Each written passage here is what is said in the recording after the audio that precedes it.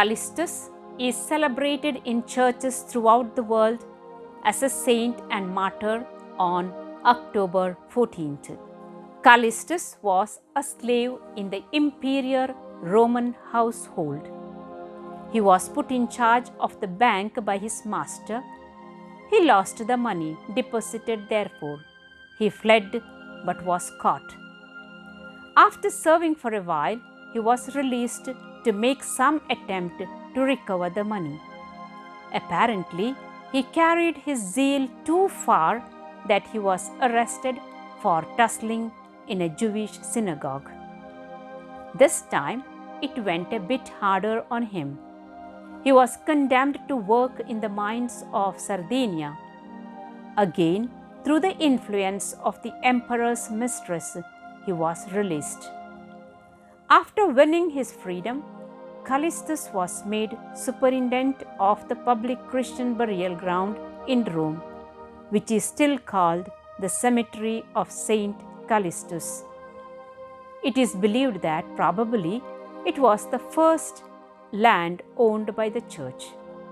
The Pope ordained him a deacon and made him his friend and advisor.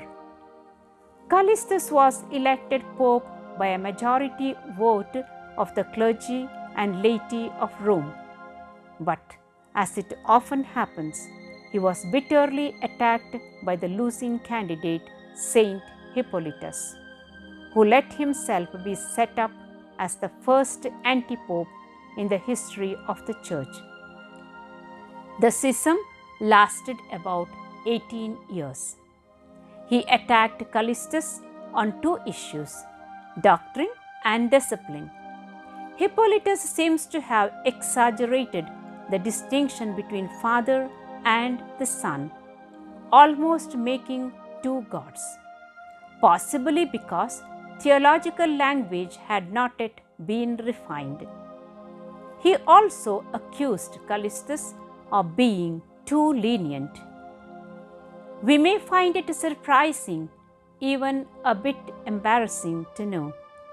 Callistus admitted to Holy Communion those who had already done public penance for murder, adultery, and fornication.